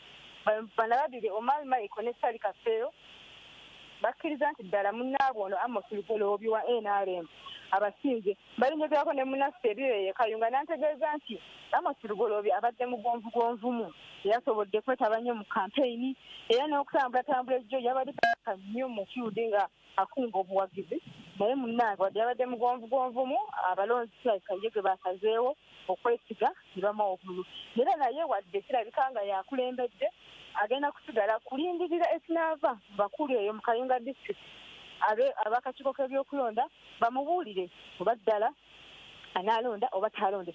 Mbadde njagala nkomyeko wano ku polling station yaffe wano tuyeye mukono nti embeera egenda ekyukakyukamuko nga obwedda tewali babyakwerinda bingi naddala poliisi wabula obudde gye bugenze buyita nga tulindirira okutandika okubala akalulu akamukono north ne Nakifuma county ebyokwerinda bigenze binyezebwa kubanga waliwo abantu abadde batandise okukuŋŋaana nga tebalina kujja eno kutali senta wabula nga tebo baagala bajjondooza oba balabe ekigenda mu maaso polisi ne bagamba temulina lukusa kati balina bwe batandise okukuŋŋaanira bangi balina obuyimba bwe bayimba buyozaayoza baabwe kakati ndowooza embeera netandise okweraliisiza ab'ebyokwerinda so ebyokwerinda bitandise okunywezebwa era kati okuyingira wano okutali senta oba tolina bikwogerako wadde oli polling agent wa candidate osigala wabweri tugenda sigala nga tulondola embeera nga bweri era tugenda sigala nga tukutuusaako ebifa mu kulonda eruuyi eno Mukono Ebuyikwe ne Kayunga naye nga bye byeninawo kati munnange Patrick Mukasa.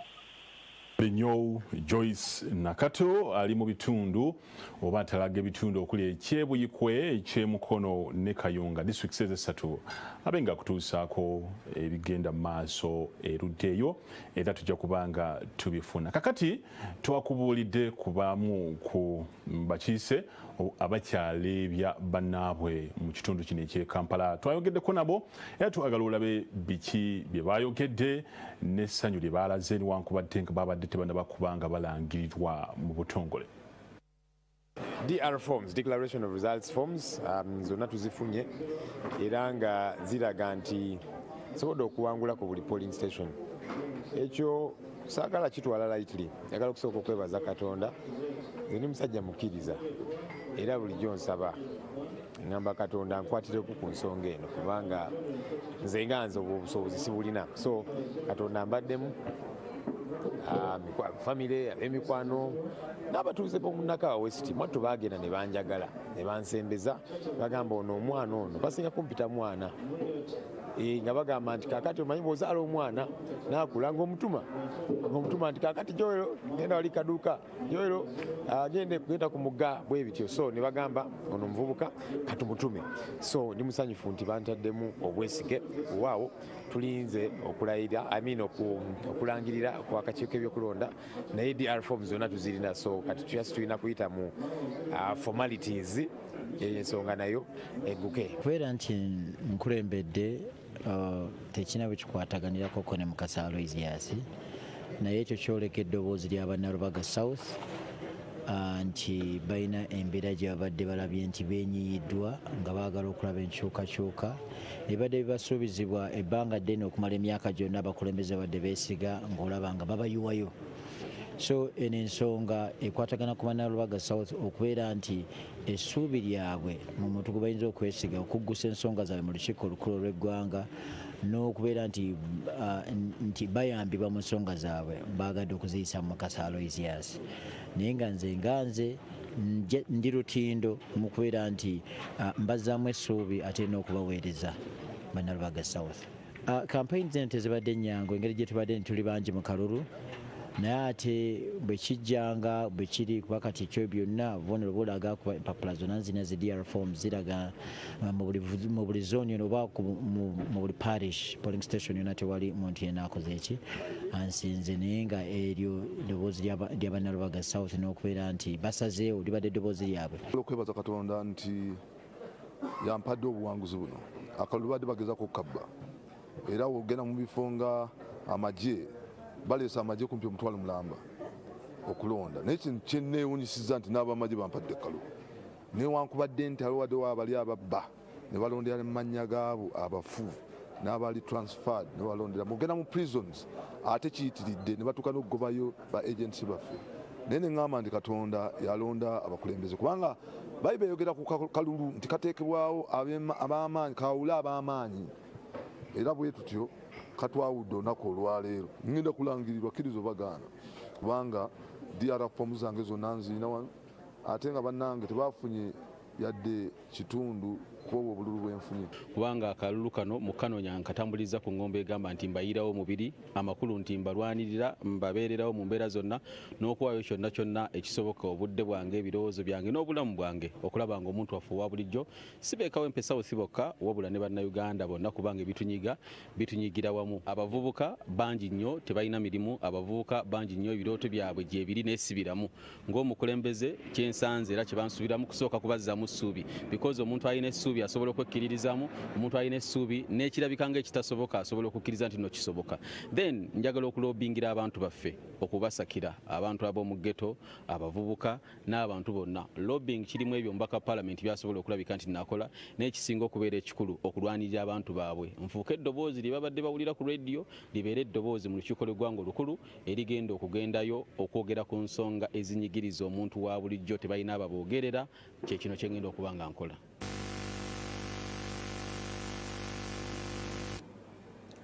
NTV webali kubanga otwekuumiddeko tugenda mu maaso n'okutuusaako ebintu ebyenjawulo ebigenda mu maaso mu bululu oba nga tukutegeeza ebivudde mu bululu. Tukutegeeza ebyo ebyalangiriddwa oba ebirangiriddwa mu butongole ku zi disitulikiti nga abakulira okulonda mu bitundu ebyo bamaze dde okulangirira abantu abamu era nga abasinga tubakutegeezezaako. Ate era waliwo n'abantu abamu abatannaba kubanga balangirwa mu butongole naye ng'obubonero bwonna bulaga nti okujaguza kulina kubanga kutandika. Njagala nkutwale wa Ali Mivule twogereko ko naye atubuulire ebiri gy'abadde. Ali Mivule gy'oli bitambula bitya? Yes, webale nnyo Patrick Mukasa mpozi tukyali wano ku Tali Center wano eyewakiso era ng'eno Wakiso district nga tukyalindirira byonna ebinaaba bivudde mu kulonda olunaku olwaleero wabula ekiriwo binyinza okuba nga nkuwaako katono nnyo Patrick Mukasa kwe kuba nti n'okutuusa kati tetunnaba kuba nga tufuna muwanguzi gubalangiridde mu bitundu ebyenjawulo. Jjukira nti Wakiso eno erimu kumpi abalonzi abali mu kakadde kamu mu emitwalo 10 era nga kikyali kizibu gukyali mulimu munene ddala ate ab'ebyokulonda okuba nga bagera mu maaso n'okusaba nti nno bakola kinga balangirira. Jjukira nti muno mulimu ne constituencies 8 era nga bw'ogattako n'ekifo eky'omubaka omukyala baba bawuliza ababaka 9. Jjukira era nga Wakiso eno mulimu amagombolola 27 parishes 47 so nga ate ebyalo 2 ne polling station 1,434. So mu kiseera kino ebibadde byakabalibwako bibadde bivudde mu constituencies ez'enjawulo ogamba nga Busiro East yo bamaze okuba nga bagibala naye tebannaba kubanga nate balangirira. Nansana babadde babazeeko bimu na bimu. Busiro North naye babadde bamaze okuba nga bagibala era nga mu kiseera kino kakati Kyadondo East yabadde bakyagenda ddala maaso n'okubala naye nga okuwaako embiranye okusinga olwaleero parish tebasobodde okuba nga emiruka gye basobodde okuba nga nate baleeta obululu Mende Namayumba ne Busiro. Jjukira nti we twasoose okwogeramu okusooka twalabye nti nno omubaka omukyala w'ekitundu kino Seninde babadde ayadde takola bulungi era nga Naluyima yabadde nga agenda maaso n'okuba nga amulebya wabula mubizze biraga nti agenze afuna obululu bw'enjawulo naddala Emmende Namayumba ssaako ne Busiro South obukyagenda ddala maaso n'okubalibwa wabula era wakyaliwo okukeerewamu okufulumya ebivudde mu kulonda kuno ebyavudde mu kulonda kuno naddala ekyababaka olw'ensonga wabaddeko okutaataaganyizibwako ku nsonga y'amasannyalaze agavuddeko ku kitebe ekya disitulikiti nga babala obululu ssaako n'okuba nti bwe tutuukidde essaawa 8 babadde bakyasomba obululu nate okubuleeta mu wano ku Tali Center okwongera okubugattagatta. Enansana Wakayima ne Sebunya be babadde kumbiranye wabula nga okusookera ddala ebyabadde bivaayo nga biraga nti Wakayima Musoke yabadde akyaleebya asinza kugamba nti abadde akyaleebya na muwendo bwe guti na bwe guti ate nga tujja kuba nga twongera n'okufuna ebinaava mu Busiro North. Jjukire waliwo Sematimbo wa NRM era nga naye tetunnaba kubanga tumanya mpozi njagala okujjukiza abalaba NTV nti bino byonna zibeera provisional result oba result ez'ekiseera era nga tezinnabakoka kubanga zikakasibwa olw'ensonga nti akakiiko ak'ebyokulonda ke kalina okuba nga kavaayo n'ebyo ebyenkomeredde nate ebijja okuba nga birangirirwa. So embeera bwetyo bwekyali wano e Wakiso ku disitulikiti we babalira akalulu nga tulinda ebitundu ebimu tubadde tukalizayo kakati constituencies 5 okulaba nga nate abavunaanyizibwa ku byokulonda bakomekereza omulimu guno. Tetumanyi oba bigenda kubanga bigwa saameka, jjukira nti olunaku olw'eggulo twaseewo ekiro kiramba nga tulinda nate ebyavudde mu kalulu kano. So tetulinda tulabe oba ddala abagenda kubanga bamuniza saameka niko bagenda okubanga balangirira, naye ng'ebisinga byenkutegeezeza Patrick kwe kuba nti Busiro East bamaze okubanga bagibala, Kyaddondo East bamaze okubanga bagibala, Nansana kulese Nansana bakyagibala, so nga tugenda kulaba bakyakutyabo bagenda okubanga basengeka. Tewali nnyo buzibu bubaddewo nnyo okukwaliza awamu wano ku Tally Center olw'ensonga nti ebyokwerinda byo byanyezeddwa. Bw'obanga ojja amanyi Wakiso district weri bw'obanga ovudde ku luguudo luno main road ng'odda ku district awasinga bataddewo emisanvu era nga waliwo n'abasirikale abapoliisi ssaako aba UPDF abalaba nti buli omu agezaako okulaba nti tamala gayingira ku district eno. Mu luzungu mu lufutifuti omuntu ayinza okugamba nti it's restricted access. So bwetyo embeera Patrick ekyali tujja kubanga twongera okutuusaako gwe alaba NTV ebivudde mu kalulu wano e Wakiso. Nze Ali Mivule. Nandyagadde okumanya ogambye nti bamaze okubanga bagatta batandise okugatta mu bitundu ebimu ne babanga bamaliriza, naye lwaki okulangira kutute ebbanga liwanvu oba akadde kawanvu? Olowooza kivudde ku muwendo gw'abalonzi kuba nti bangi oba waliwo ensonga endala? Kakati Patrick, buli returning officer abeera n'enkola y'engeri gy'akolamu emirimu gye. Kati ku luno omukulu Tolbert Musinguzi ono nga returning officer obanga yapulira ebyokulonda mu disitulikiti y'e Wakiso, alabika nga yeeyo enteekateeka ye bw'agenda okuba nga agitambuza olw'ensonga nga bwe nkugambye biri byawedde constituencies ezimu ziwedde naye ate tazirangiriddeewo. So tulinda nti kirabika ayagala kumalayo zonna nga abasobodde okuba nga zonna azisoma olwo naakwatemu kwemu nga alangirira abalonzi abasinze n'ebyo ebitundu. Webale Ali Mivule. Kale sabo.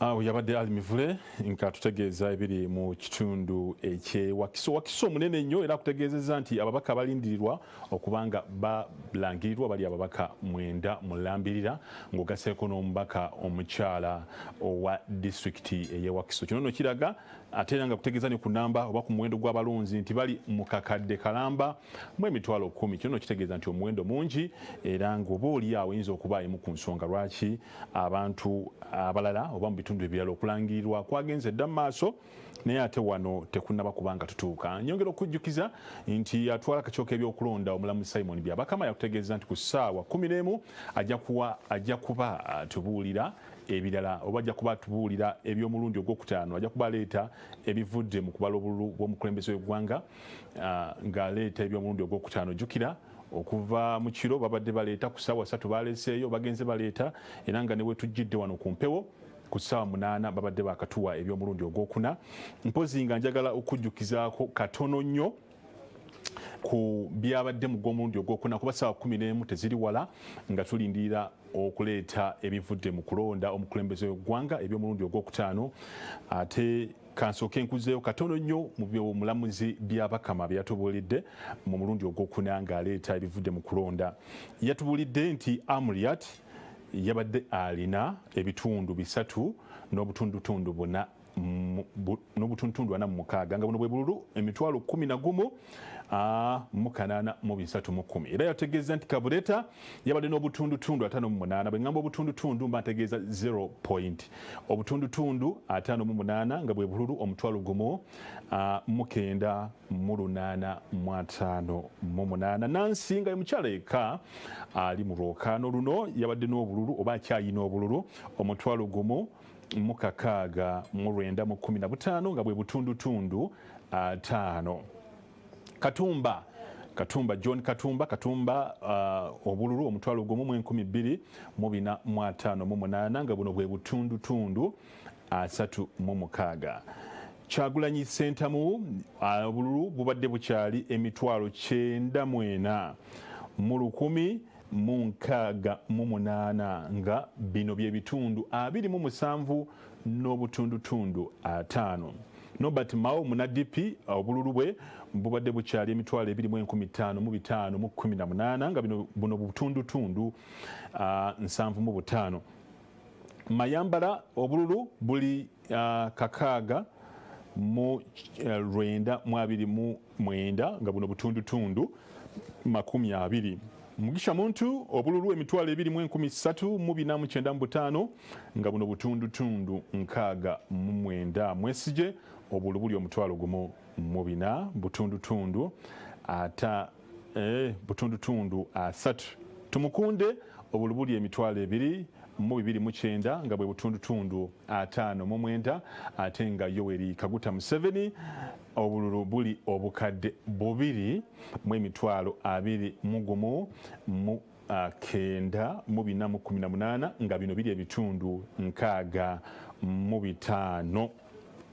Tugenda maaso n'okutuusaako okulonda nga bwe kutambula mu bitundu by'eggwanga ebitali bimu, naye nyongera okujjukiza nti mu bitundu ebirala bingi okulangirira ba MP abakiikira constituency ez'enjawulo oba babaka mu constituency ez'enjawulo kwakoleddwa dda, era nga mu bitundu ebimu Masaka abaayo batandise dda okujaguza, batandise dda okusala embuzi, enkoko, ente n'ebirala ebisalibwa, ne mu bitundu ebyeruweero ne mu bitundu ebirala bingi nnyo okujaguza oba okujaganya kwagenze dda maaso. Nawano mu Kampala bangi bajaganya. Jingo Francis twagala atwegatteko atubulire ali mu bitundu by'Essembabule eyo, twagala twegatteko atubulire okulonda mu Ssembabule kutambudde kwawedde naye okubala obululu kuyimiridde luddawa, okulangira kwawedde tekunnagwa, ani ayiseemu ani atayiseemu? Jingo Francis tuli fenna Sebo Patrick, wano Ssembabule okubala obululu kukyagenda maaso, naye nga wetwogerera akakiiko k'ebyokulonda kakalangirirako abawanguzi babiri ku bifo by'ababaka ba palamenti. Wane Mawogola North ekyaleero kalangiridde omukyala Shati Musherule kuteesa muwala wa Minisita Sam Kuteesa ng'omuwanguzi mu constituency eno eya Mawogola North. Era weziweredde essaawa nga 7:30 kalangiridde omuwanguzi mu constituency eya Mawogola South, era kalangiridde omukyala abadde ali ku kaada ya NUP Goreti Namuga nga awangudde ababadde bamuvuganya ababadde ku mbiranyidde ezibyuma abadde eyaweebwa kaada ya NRM. Wetwogerera kati akakiiko k'ebyokulonda kakyagenda maaso, kati kakutte ku ssaza ly'e Mawogola West ewali omukyala Anifa Kawooya ne Joseph Sekabiito, naye nga ebitannaba kakasibwa ebitannaba kulangirwa akakiiko k'ebyokulonda biraga nti omukyala Anifa Kawooya ayinza okuwangula Mawogola West. Ku sayidi eri y'Erwemiyaga era mu disitulikiti emu y'Essembabule na akakiiko k'ebyokulonda nako tekannaba kulangirira muwanguzi, naye okusinziira ku bye tulabyeko tulidde ebivaayo kiraga nti omubaka Theodore Ssekikubo yandibanga awangudde Erwemiyaga, nga tulindirira bulindirizi kakiiko k'ebyokulonda kutubuulira omuwanguzi omutuufu mu bitundu bino. Jingo Francis tuli fenna. Yes, sebo. Kakati otegeezezza njagadde neetoolerdeko oba ntunulire owa NUP Goreti Namuga gogambye nti Mawogola South yalangiriddwa dda, si bwe kiri? Yes, sebo. Olowooza Ssembabule eno ebadde emanyiddwa nnyo okuba nti ya NRM. Olowooza nti obuwanguzi bwono buvudde ku ki okulaba nga NUP ate efunyeyo ekifo nga mu bitundu byeyo? Bw'obuuza banna Ssembabule bayinza okugamba nti Ssembabule district ebaddemu bawagizi ba NRM okusinga. General Ssembabule yonna ng'erimu abawagizi ba NRM, naye ku mulundi guno ebintu bigenda bikyuka, era bw'otunuulira obululu obwavudde mu town council y'e Ssembabule, constituency zonna eziri mu town council y'e Ssembabule Bobi Wine Robert Kyagulanyi Ssentamu yaziwangulidde waggulu okujja ng'oggyeko ebitundu eby'omu byalo President Museveni gye yafunye obululu obusinga ku bwa Robert Kyagulanyi era bwe twogerera provisional results nga bakabalako obululu 40% oba ebitundu 4 ku buli 100 akakiiko k'ebyokulonda byakabalako mu luzungu ze wandiise provisional results ziraga nti Bobi Wine aliko waggulu okusinga ku President Museveni ku bululu obuva e Ssembabule naye nga akakiiko k'ebyokulonda tekanaba kubikakasa kubanga kakyagenda maaso okubala obululu provisional results electoral commission zeetulazeeko ziraga nti Bobi Wine akyalina obululu 2,408 n'obutundutundu 7. President Museveni alina obululu 2,215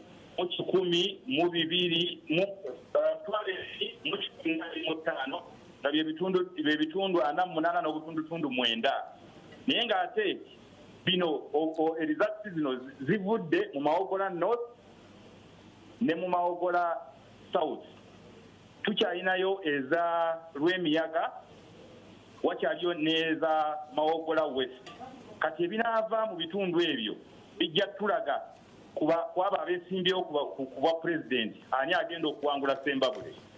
Webale nnyo Jingo Francis ali Ssembabule. Ssembabule Mawogola North mujjukira mu kamyufu waliwo embiranye y'amaanyi eyali wakati wa Shatis Kusheule ne Kaguta Sodo era bantu bangi babadde besunza akalulu keruddeeyo naye ate ku ssaawa envannyuma Sodo n'avaayo n'alangira nti alekedde Kusheule akalulu akavuddemu. Tujja tugenda kwongera okutwala mu maaso n'okulaga ebyala nga bwe biyimiridde naye katusooke tuwumulemu katono toseguka tukomawo era tukyagenda mu maaso.